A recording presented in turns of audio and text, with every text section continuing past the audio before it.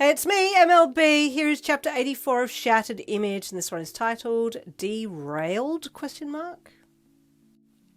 I'd be lying if I said that I don't want to hurt anyone, but I guess the meds are keeping me stable.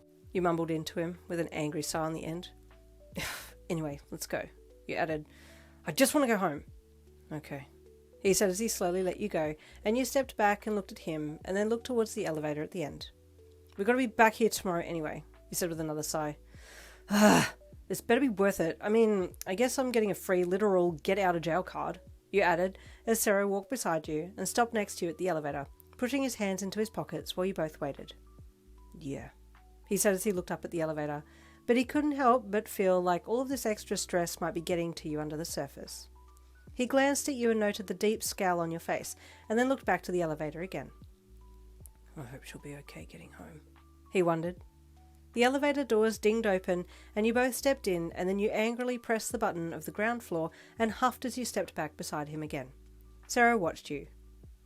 Are you sure you're okay? He asked again cautiously. No, you replied, giving him a dead stare as you rolled your head towards him. Do you want to talk about it? He asked. I'm pissed at Mr. Miyagi. I'm pissed at this situation where I can't just walk away if I want to because he's controlling my destiny, really. I was pissed at Hobie for being an asshole, but now I'm pissed that he's being used by Mr. Miyagi and I want to help him, but I'm angry that I want to help him because I don't like him. And now I'm pissed that we have to come back here tomorrow and do more of whatever the heck it is that we're doing. And, you punctuated. I'm just really mad and frustrated. Well, I know this isn't exactly on topic, but damn, you can fight good. What the heck? Sero suddenly said. I was shocked when I saw you go for those guys. Were they Aizawa's moves? Huh? You asked, having trouble switching from angry mode into hype mode and just looking at him for a second. Your takedown of those guys? Sero said again. Super cool. I have a hot and talented girlfriend. What? Oh, yeah, you haven't seen the new me yet, have you? You asked him, suddenly getting cocky and sassy. So, yeah, you better up your game, sir, because I don't hang out with those who'll bring me down, you added with a little sassy head bobble. Why do you sound like Bakugo? Sero suddenly chuckled. I do not, he's lame, I'm cool, you replied. Okay, sorry, but no, seriously, you're amazing, Yin.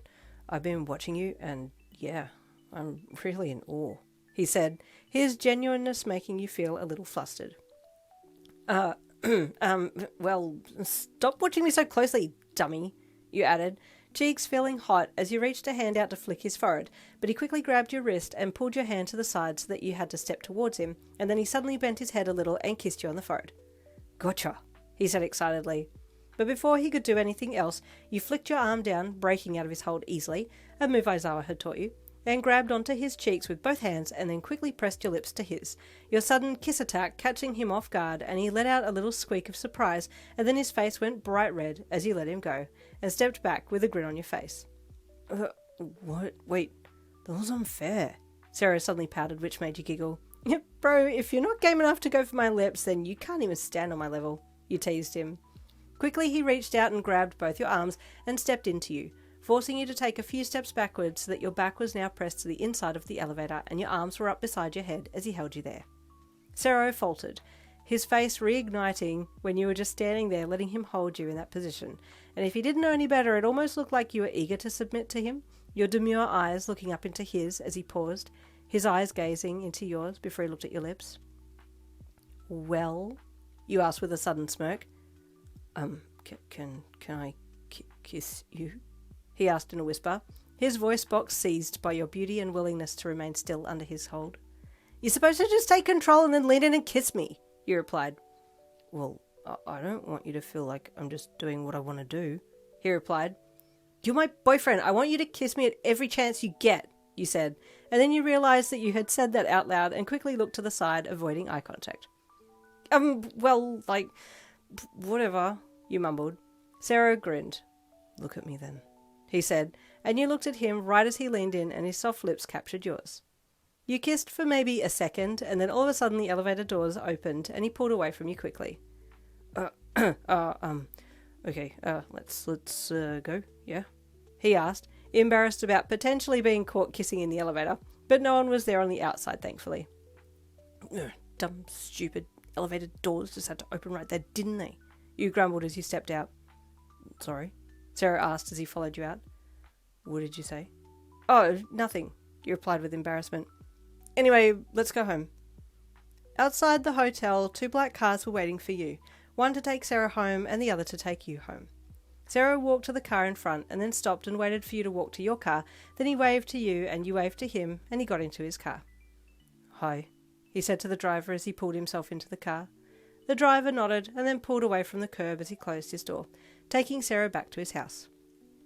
As the car took the next left turn, Sero looked back out the window just to catch one last glimpse of your car that he was expecting to be pulling out and following after his, but his final glance was of you still standing on the side of the road, talking to the driver of your car. From there, Sero's car turned the corner and disappeared, leaving him hoping everything was okay with you and the driver. Why didn't she get in? Is everything okay? He wondered. I hope she gets home safe. I'll message her soon. Later that night, once he had gotten home, he did message you, and call you, and message again, and call again, but none of his calls or messages went through. Confused and concerned, he rang Mr. Aizawa, feeling like his teacher might be able to do something. Hello, sir, he said into the receiver. I'm sorry to bother you, but Yin and I have just finished the shift tonight, and we were given rides home by the drivers of the CIA. When my car pulled away, I looked back to see if Yin had gotten into her car, and she hadn't, so I've tried to contact her to make sure she got home okay, but I can't get through. It says her phone is either turned off or out of service, which is unusual, he said, trying to keep his panic to a minimal. I see. Aizawa said, do you have the location that you last saw her? He asked. Oh, yes, sir, I do. Sero replied. Then he gave the address of the hotel. Okay, I'm working, but I'll go and check it out. Aizawa said, what was her mood like when you left her? He then asked, she was okay, I think. Sero replied, she'd been a little tense earlier over some things, and had fought some people who were trying to take out the CIA mule. Did any of them freeze when she was fighting them? Aizawa asked quickly. Sero paused, remembering what he had seen. Yes, he said. Oh, damn it. Aizawa said softly. Sir? Sero asked with concern. Is she okay? Do you need me? I'll keep you posted.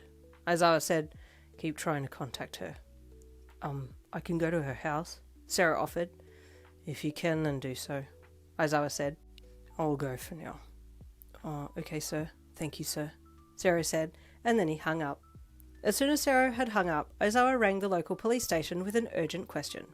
After stating his name, he then asked the sergeant on duty for the latest report of activity in the city that night. Have there been any calls about a woman attacking people or making people freeze? He asked pointedly. Odd you should ask, the sergeant replied. Just before you rang, we received a call about a woman who had 3 men in a blanked-out state and was punching them out. I've dispatched a squad now, but you're welcome to join, he said. Is it Yin? Has she gone rogue? Does this classify as a cliffhanger? Because you're going to have to wait till next week to find out. I'm sorry. Stop throwing things at me. I'm doing my best here. I'll see you next week. Bye.